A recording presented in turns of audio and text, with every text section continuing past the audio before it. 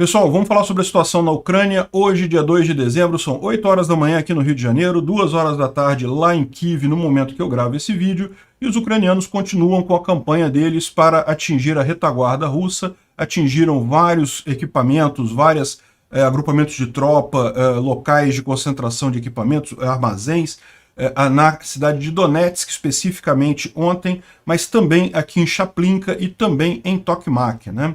Aqui em Bakhmut a situação continua basicamente a mesma. A gente sabe que Ozaryannivka já foi perdida para os russos, mas as duas outras cidades do lado ali a gente não tem certeza. Surgiram, porém, algumas fotos de russos nos subúrbios de Kurdyumivka, que é a outra cidadezinha ali do lado. Talvez Kurdyumivka já tenha caído. Os russos abandonaram 3 cidades aqui na região de Zaporizhia. Abandonaram totalmente depois do grande bombardeio que teve na região ontem. A gente falou sobre isso no vídeo de ontem, né? Isso pode indicar realmente que os russos estão se desorganizando nessa região aqui, né? Estão priorizando Bakhmut, onde é o único lugar que eles conseguem avançar, mas deixando isso daqui vulnerável. O rio Dnipro, ele já está congelando, já começou a ficar mais gelado. Ele costuma congelar em poucas semanas dentro do inverno.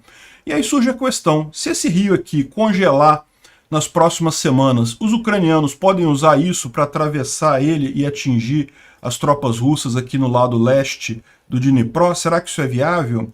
Vamos ver esses assuntos em detalhes. Essas notícias foram sugeridas por Outro Jeito, Duduindo e várias outras pessoas. Obrigado aí ao pessoal que sugeriu a notícia. Obrigado a você que está assistindo o nosso vídeo. Se você gosta do nosso conteúdo, por favor, deixe o seu like e se inscreva aqui no canal, né? Pois bem, a linha de frente, portanto, como a gente mencionou, houve vários ataques aqui em Donetsk, em regiões de agrupamentos de tropas russas e oficinas e armazéns e coisa e tal. Realmente muito grande. Eu vou tocar alguns vídeos aqui para vocês.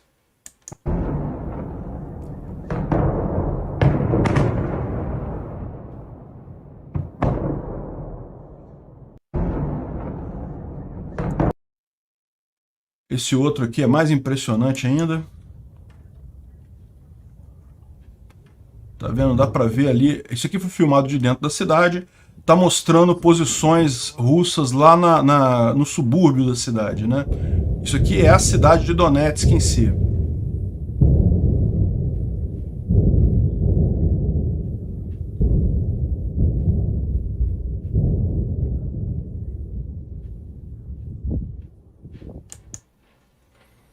Donetsk é uma cidade muito grande, ela foi ocupada pelos russos em 2014, ela tinha 1.800.000 habitantes, era a segunda maior cidade da Ucrânia, mas desde então muitos saíram, né? A cidade virou basicamente um esqueleto do que era antes, muito menor agora, e lógico, é uma cidade que é muito usada pelos russos para apoio em toda essa frente aqui, o que inclui a frente de Zaporizhia, né?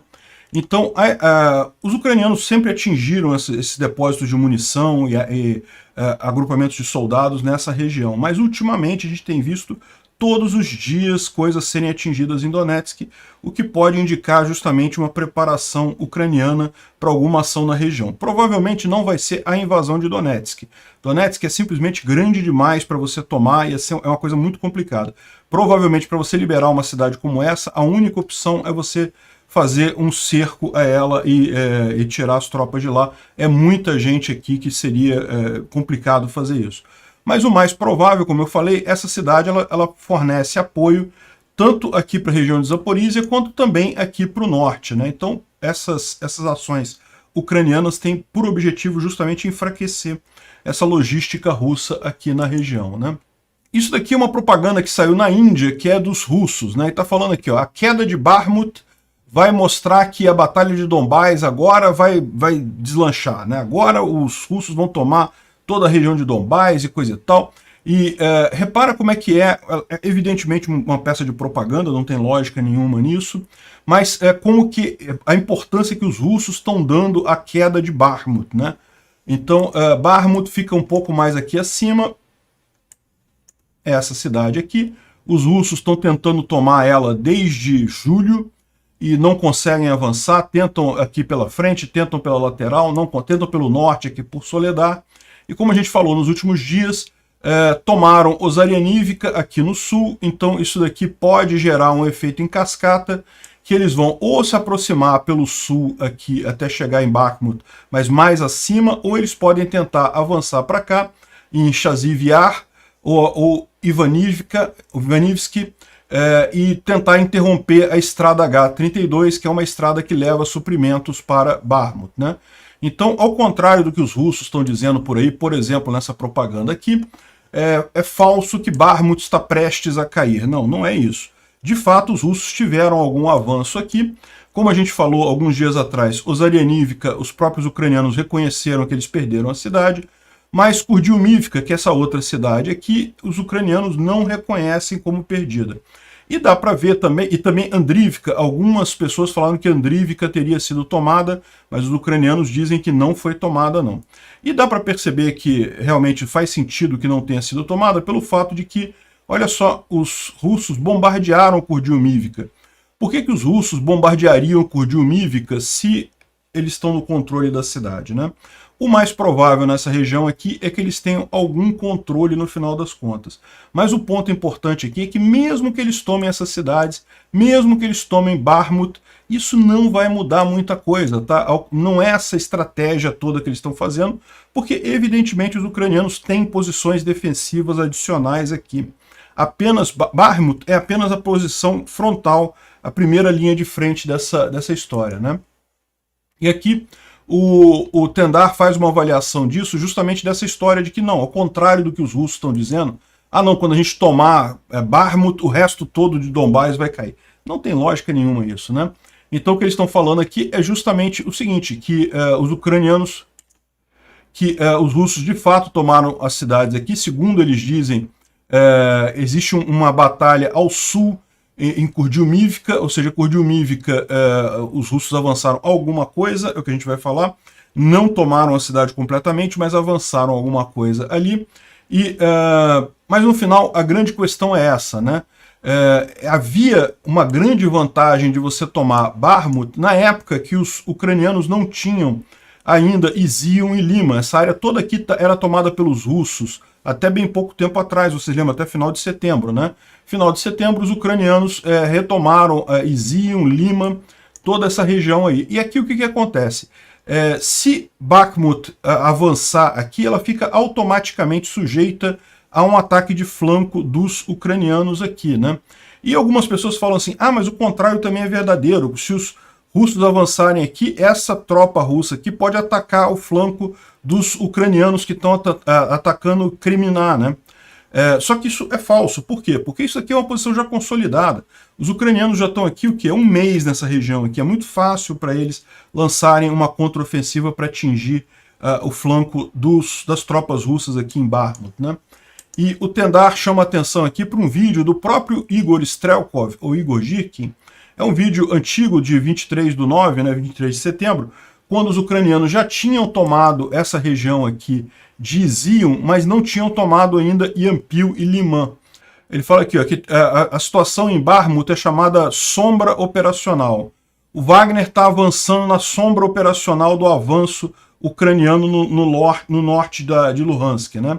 Isso significa que não importa quanto que o Wagner consiga avançar, ele vai acabar perdendo depois com um ataque no flanco, vai acabar tendo que recuar ou acabar perdendo suas tropas. Então, no final das contas, essa batalha toda é muito mais por isso daqui, ó, pela linguagem, pela informação, para tentar fazer a cabeça das pessoas. Bakhmut não tem importância estratégica nenhuma.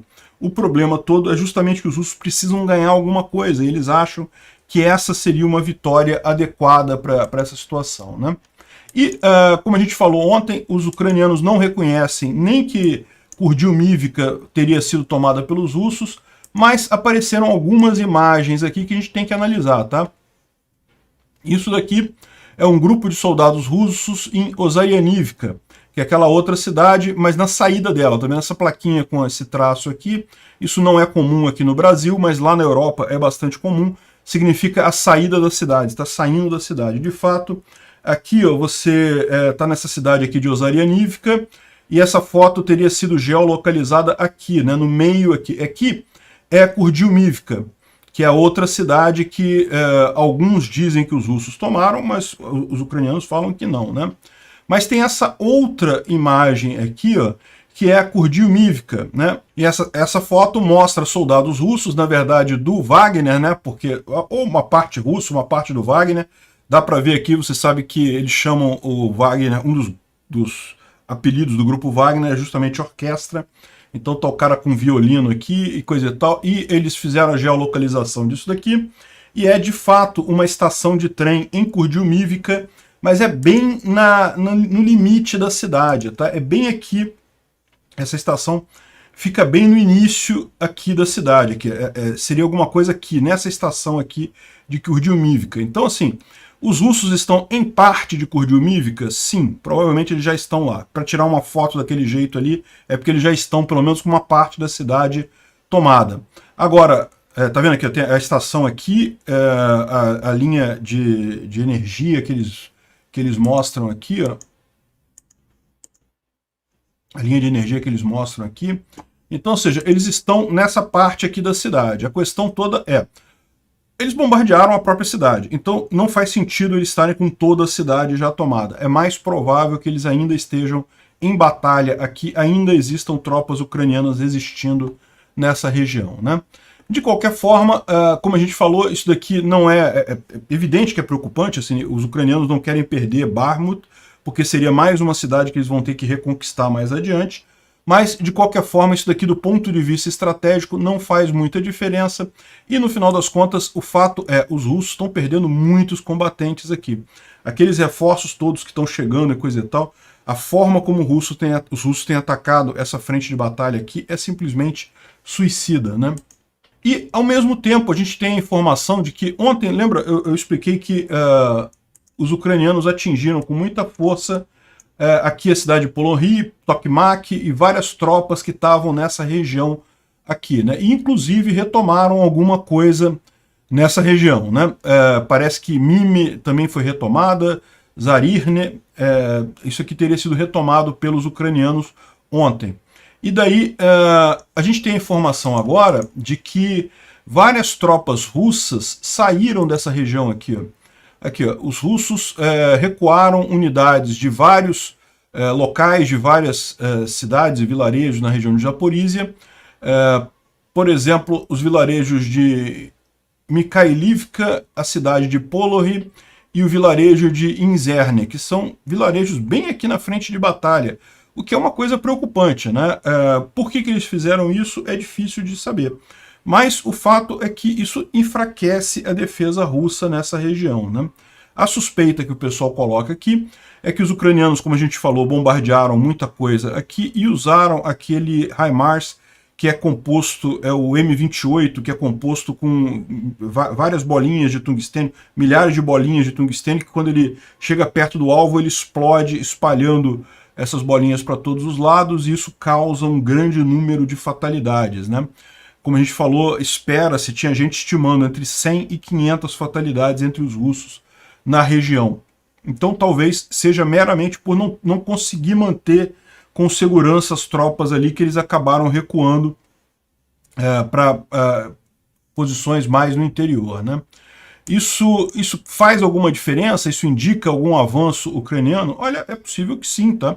É possível que toda essa história que a gente está vendo aqui acabe, no final, justamente numa ofensiva ucraniana nessa região. Como a gente viu, isso faz sentido pelo bombardeio incessante em Donetsk, que é quem abastece essa região toda aqui, que tem uma importância grande aqui, e pelo bombardeio também nessa região para justamente enfraquecer as tropas russas aqui, né? Se os ucranianos forem nisso daqui, o objetivo deles, mais claro, seria chegar a Melitopol, mas Melitopol está muito bem protegida. De qualquer forma, se eles chegarem até Tokmak, eles já dificultam, no mínimo, o transporte por trem, né? Porque a linha de trem passa aqui por Tokmak, já ficaria impossível para os russos usar essa linha férrea aqui, e os russos gostam muito de usar transporte sobre trem para fazer a questão de logística, né? Então isso daí, não teve nenhuma grande mudança na linha de frente, mas não parou de forma alguma a batalha, as batalhas estão cada vez mais duras, e como a gente falou ontem, a expectativa nos próximos dias, nas próximas semanas, é que o frio vai se intensificar, né? Até aqui, até anteontem, as temperaturas estavam em torno de 0 graus aqui nessa região, então ainda não era o suficiente para congelar o solo, mas essa semana, a semana que vem agora, já deve ter temperaturas muito mais baixas, então a expectativa é que em muito pouco tempo congele o solo e permita avanços mais significativos aqui na linha de frente. Vamos aguardar o que vai acontecer. E por falar em congelamento, surge uma dúvida, né? Isso aqui, quem trouxe essa ideia, eu achei muito bacana, foi justamente o Ryan Macbeth. Ele tem um canal excelente no YouTube, ele é um especialista militar americano e ele fala sobre tem falado muito sobre a guerra na Ucrânia. Recomendo muito o canal dele, é em inglês, mas é excelente. Ele tem uma didática muito boa e ele fala temas bastante interessantes, né? E daí parece que esse aqui é o Ryan, né? E daí um leitor dele lá, um comentarista dele lá, perguntou sobre a questão do rio Dnipro, né? Porque o rio Dnipro, ele congela no inverno. Se não seria possível, por exemplo, a Ucrânia usar o rio Dnipro congelado, principalmente nos trechos mais curtos aqui, né? Aqui é uma área muito grande de represa, então é possível que não congele tudo aqui, mas nessas partes aqui menores é possível que o rio congele totalmente. Normalmente, todo ano ele congela. E aí, será que não dá para os ucranianos aproveitarem essa possibilidade para avançar aqui, né? Porque os ucranianos têm justamente essa situação de que as pontes foram destruídas, então para eles atravessarem, estabelecerem uma cabeça de ponte aqui, estabelecerem um pé na margem esquerda do Dnipro, se tornou uma coisa muito difícil, né? A gente viu que os russos estão planejando para essa possibilidade. Eles construíram diversas defesas, né, diversas posições defensivas aqui nessa área sul aqui, visando proteger principalmente a Crimeia, né, mas já antevendo a possibilidade dos ucranianos avançarem aqui para a margem leste ou a margem esquerda do rio Dnipro, né?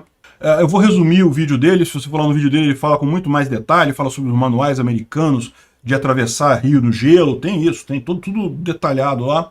Mas basicamente, segundo ele, o gelo no Dnipro normalmente não é suficiente para passar tanque.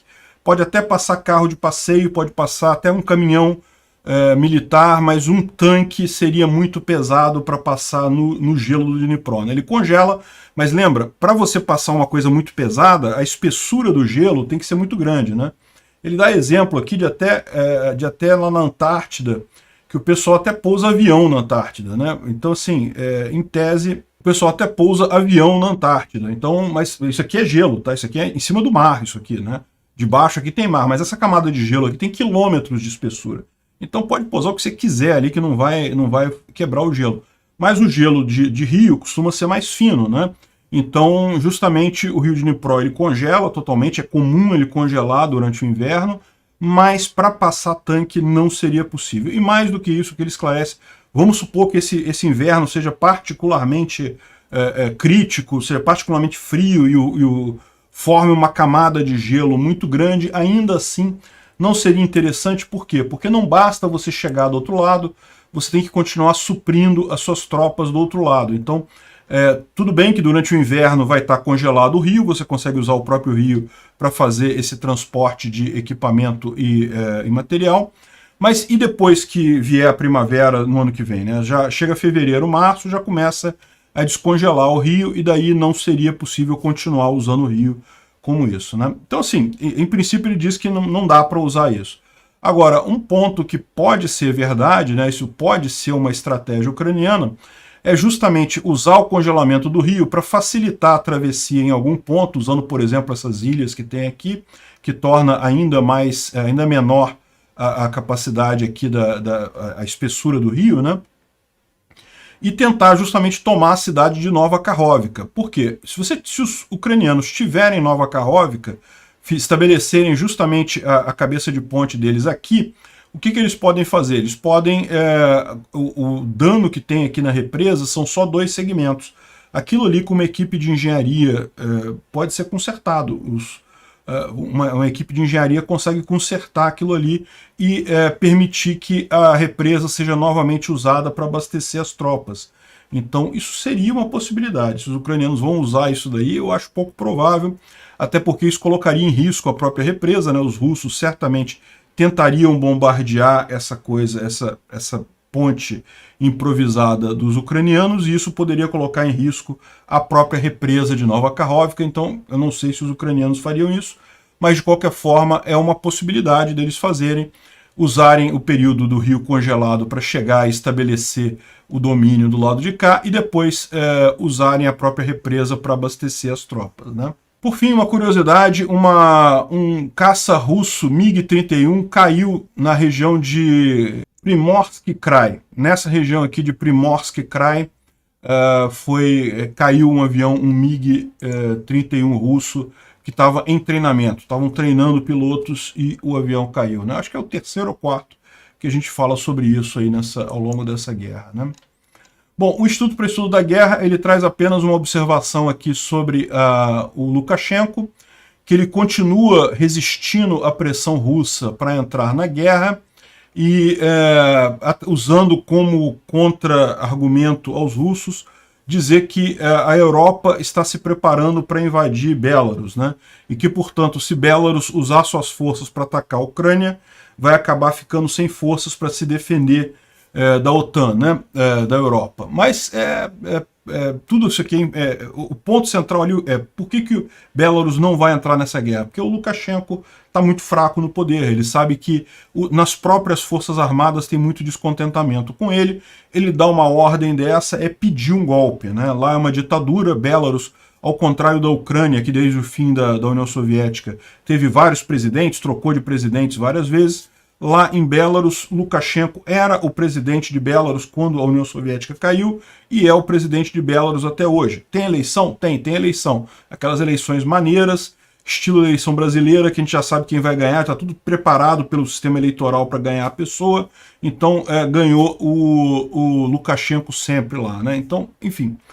E ditadura é isso, né? A ditadura pode parecer muito forte, mas no final das contas tem que se preocupar muito com o argumento da força, que seria justamente as forças armadas de Belarus tirarem o Lukashenko do poder. Não tiram ele, por quê? Porque ele tem o apoio da Rússia. Então o pessoal lá teme que a Rússia invada Belarus e anexe o país, como está tentando fazer com a Ucrânia, né? Com a desvantagem de que Belarus é muito menor do que a Ucrânia e as forças armadas não tiveram a evolução que as forças armadas ucranianas tiveram, né? A Ucrânia, desde a invasão da Crimeia em 2014, modernizaram muito das suas forças armadas, investiram muito em treinamento, em modernização até de técnicas, né, de táticas militares, e Belarus não, Belarus está parado no tempo, então as forças armadas de Belarus dificilmente resistiriam a um ataque da Rússia. Só que a Rússia também, neste meio tempo, está com um problema, porque a Rússia não está conseguindo lidar com um fronte lá na Ucrânia, abrir um segundo fronte novo em Belarus também seria algo complicado para eles, né? Então, a conclusão que eles chegam aqui é que a possibilidade... o Instituto para o Estudo da Guerra continua a dizer que a entrada de Belarus na guerra da Ucrânia é extremamente improvável, né? O Igor Shusko está falando aqui que parece que a propaganda russa na televisão lá, ela está condicionando a população para aceitar a lei marcial e mobilização geral que deve acontecer no início do ano que vem, em janeiro ou fevereiro, né? Então, eu não vou tocar esse vídeo porque aparecem imagens de guerra e o YouTube não gosta disso, né? Então, eu vou só mostrar aqui que as apresentadoras estão falando, os apresentadores estão falando que não, que aqueles que que fugiram do país têm que ser presos e todos nós temos que dar nossa cota de sacrifício pela existência do país. A existência de cada cidadão da Rússia está em jogo, enfim. Ou seja, estão preparando a opinião pública lá justamente para essa mega mobilização que deve acontecer no início do ano que vem. Deve ser decretada a lei marcial e convocados, mobilizado total, né? O Marcelo, do Hoje no Mundo Militar, fala aqui sobre a expectativa, na verdade é o Otávio, né, que trabalha lá com o Marcelo, sobre a expectativa de mobilizar até 2 milhões de pessoas, inclusive 300 mil mulheres, e impor lei marcial em várias cidades russas, né? E essa é a expectativa que eles estão falando, porque no final das contas nada está dando certo, mas eu digo uma coisa para vocês, do ponto de vista da Ucrânia é até positivo isso daqui, sabia? Porque se com 300 mil mobilizados que eles fizeram, já está dando essa confusão toda, está causando essa revolta toda lá na Rússia. Mobilizar 2 milhões, a Rússia vai quebrar rapidamente, né? Tanto em termos de protestos das pessoas, quanto em termos econômicos, né? E essas pessoas vão ter condições de realmente ajudar na linha de frente? Certamente dificulta para os ucranianos, tá? Mais gente na linha de frente certamente causa mais problemas. Mas é aquilo que a gente está vendo acontecer com os mobilizados atuais. Está fazendo alguma diferença? Até tá, né? Aqui, se você olhar aqui em Bakhmut, né, eles conseguiram avançar alguma coisinha aqui que não conseguiam avançar antes. Mas é tão pouca coisa que eles estão conseguindo fazer de diferença no final das contas, porque são muito mal treinados, são muito fáceis de matar. Não consegue, a Rússia não está conseguindo de fato impor uma pressão significativa na Ucrânia, mesmo com os mobilizados. Então, esses 2 milhões de mobilizados vão fazer diferença na linha de frente? Certamente vão fazer diferença. Vão fazer muita diferença? Não, muita diferença não vão. Ao passo que dentro de casa, dentro da própria Rússia, pode quebrar completamente o Estado russo, né? Bom, o grupo mercenário Wagner está supostamente criando uma companhia selvagem que será composta com os convictos, né, os prisioneiros mais violentos, que são os mais durões dentre os durões, né? Isso seguiria uma tradição de companhias selvagens russas, né, que eram extremamente selvagens, né, extremamente atrozes nos seus conflitos anteriores, né? A ideia de criar esse tipo de coisa, é lógico, é uma única companhia, então assim não é algo que vai fazer diferença em termos de força mesmo. Essa companhia pode ser particularmente selvagem, mas no final das contas não é uma companhia só. Numa guerra que a gente tem aqui entre 100 mil, 300 mil soldados de cada lado, uma companhia não vai fazer diferença, uma companhia em torno de 100 pessoas. Mas o ponto aqui é o seguinte, é que isso tem um efeito de imagem no inimigo, né? O inimigo fica com medo dessa companhia. Ele sabe que existe uma companhia lá do outro lado que costuma destruir tudo, matar todo mundo, torturar as pessoas e coisa e tal. E isso causa medo entre os soldados do outro lado. Então, o grande efeito que se busca nesse tipo de companhia é isso, né? Então, eles estão falando sobre algo. Ele fala aqui sobre algumas companhias selvagens do passado e coisa e tal. E parece que essa daqui vai ser o símbolo da companhia selvagem russa, do grupo Wagner, mas no final das contas não sei se isso vai fazer alguma diferença de fato, né? Essa guerra já está dura do jeito que está.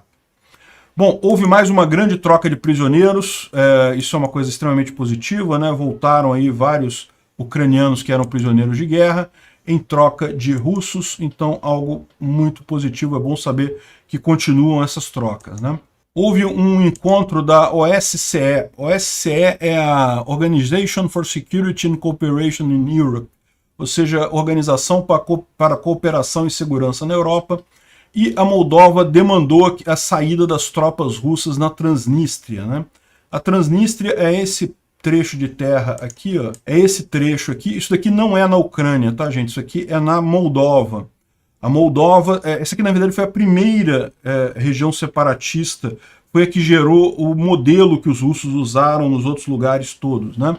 Isso aqui foi logo no início da separação, lá em 1990 e coisa e tal. Os russos estavam chateados que a Moldova quis se tornar independente, e daí fizeram a exata mesma estratégia que eles repetiriam anos mais tarde na Geórgia e na Ucrânia, né? Os russos mandaram um monte de soldados para cá e disseram que eram, na verdade, pessoas separatistas na região. O pessoal ali naquela região que queria separar-se da Moldova, e daí criaram uma região separatista chamada Transnistria, né? Então, Transnistria porque o rio Dniester, ele corre aqui no meio, justamente na divisa aqui, né? Então, o rio Dniester corre aqui, e o lado de lá do rio Dniester é o Transnistria, né? O nome que eles deram. Então, daí Transnistria é essa região aqui, né? Teve muita batalha no início, mas em determinado ponto fizeram cessar-fogo e ficou essa região toda aqui, controlada pelos russos desde 1990. Hoje em dia, essa região aqui era a região mais rica da Moldova, era a região mais próspera da Moldova lá em 1990. Hoje em dia está abandonada, um monte de gente fugindo de lá, a economia quebrada. Por quê? Porque virou uma zona neutra, uma zona que não tem relação com nada, não existe em termos, não pode fazer comércio com ninguém, não pode fazer acordo com ninguém, então ficou isolado isso daí, né? E essa experiência que os russos fizeram aqui na Moldova, depois eles repetiram, primeiro aqui na Geórgia, né? Na Geórgia também, quando houve os movimentos de separação aqui da Geórgia, os russos fizeram a mesma coisa. Ah, tinha pessoas aqui nessa região que queriam separatismo? Sim, tal como tinham pessoas aqui que queriam separatismo. Mas é uma minoria de civis, né? E nunca foi um movimento armado, uma verdadeira briga separatista na região. Os russos, ao contrário, botaram tropas aqui e fizeram, de fato, uma região separatista.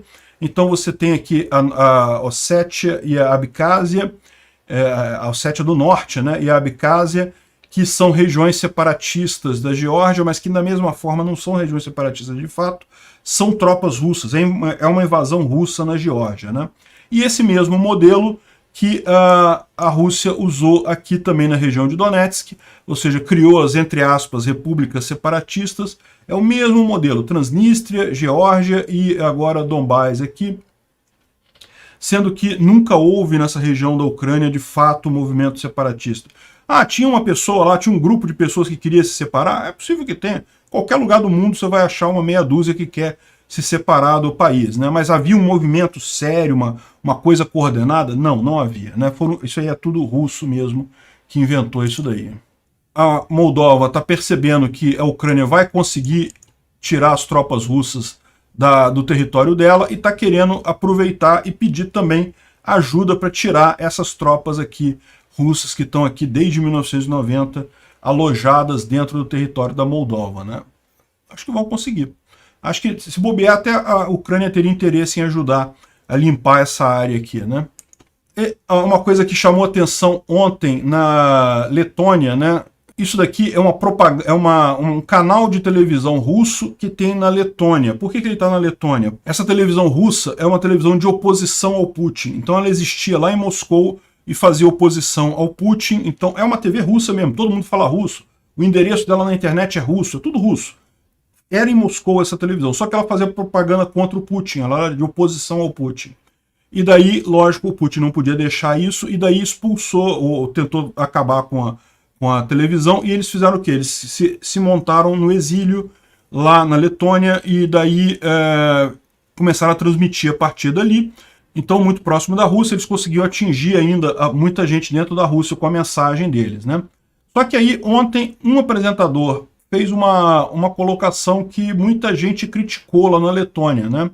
Olha só o que ele falou aqui, né? Esse aqui é um apresentador dessa televisão russa que está lá na Letônia e falou assim, ó, se você tem informação, se você tem testemunho de como a mobilização russa está indo, como os mobilizados estão sendo atendidos no fronte e se estão sendo mandados para as linhas de frente, e você quer nos falar sobre isso, sobre esses problemas do exército russo, mande mensagens para nós. Aí botaram aqui o e-mail, ou então escreva no nosso bot do Telegram, nós respondemos praticamente todo mundo, e muitas das histórias escritas nos seus e-mails ou no bot do Telegram serão publicadas, e nós esperamos com isso ajudar muitos homens, muitos soldados russos, aliás, inclusive com equipamento e conveniências elementares nas linhas de frente, porque as histórias que estão sendo publicadas por nós são realmente, estão sendo contadas pelos parentes,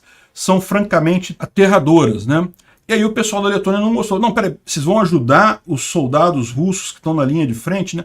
Porque, repara, é uma televisão russa. Então, assim, esses caras são preocupados com essa mobilização, eles são contrários à mobilização. Eles não queriam a guerra na Ucrânia.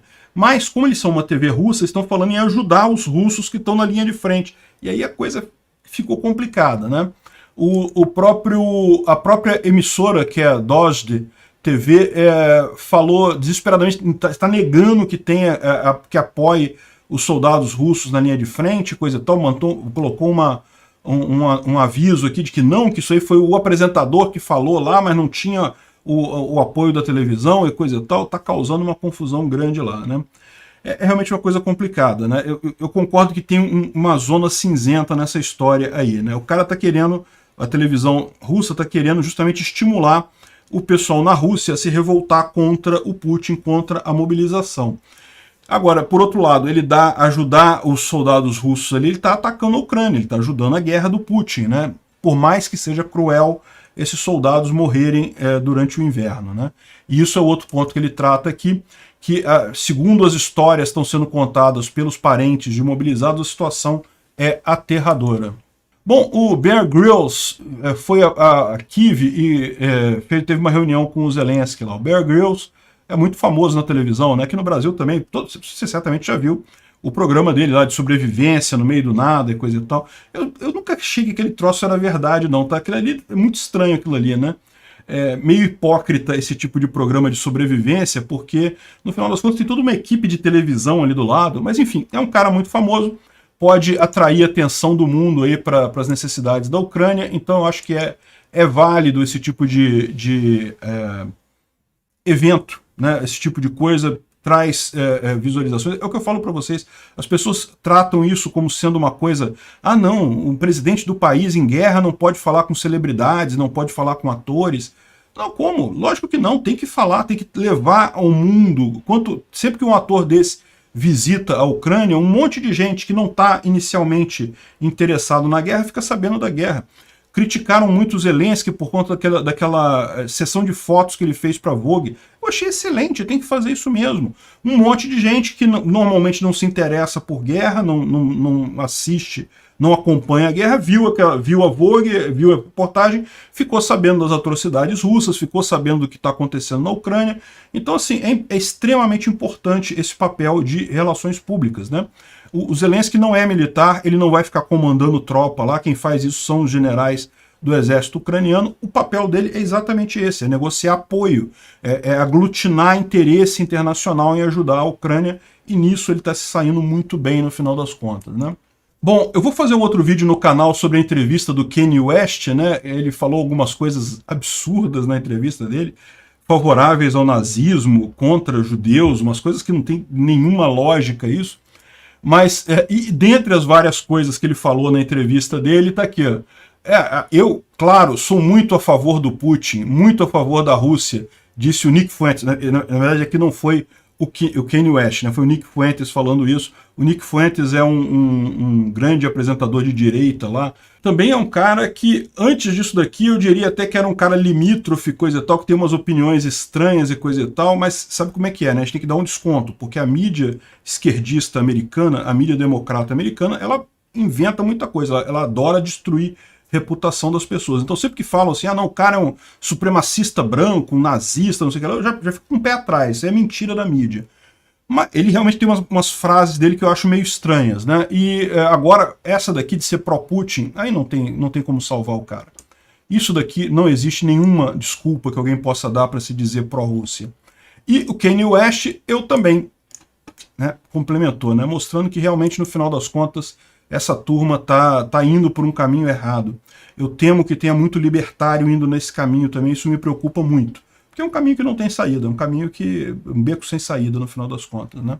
Lamento que tenha muitos libertários, até o Ron Paul está adotando algumas políticas, algumas ideias desse tipo e realmente não tem o que fazer, né?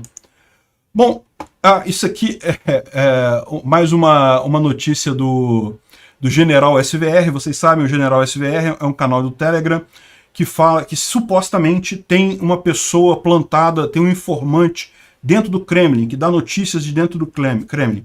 Ninguém sabe se é verdade, tá? Mas algumas coisas que ele falou fazem sentido e ele já acertou algumas coisas no passado, né? E segundo ele está dizendo aqui, a semana do Putin não foi boa, né? Porque o Putin, a economia da Rússia está muito mal e as notícias ruins em Bakhmut, que ele não conseguiu avançar de fato lá.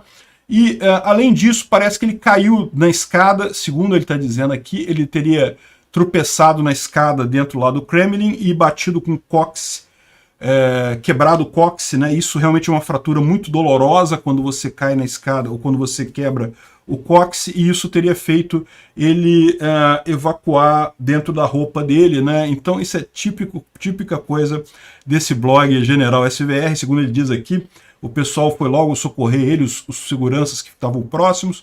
Aí depois vieram os médicos, tem uma equipe médica que fica de prontidão dentro do Kremlin, coisa e tal, e tiveram que dar banho nele para limpar as roupas dele, né? Enfim, eu não sei se é verdade não, tá? O General SVR eu tomo com um certo ceticismo, mas enfim, pode ser que tenha acontecido isso. Obrigado por assistir o vídeo até o final. Além de curtir, compartilhar e se inscrever no canal, considere se tornar patrocinador com valores a partir de R$ 1,99. Clique no botão Seja Membro abaixo para saber as condições e vantagens de patrocinar o canal. Mais informações sobre o nosso projeto, visite nossos sites indicados na tela.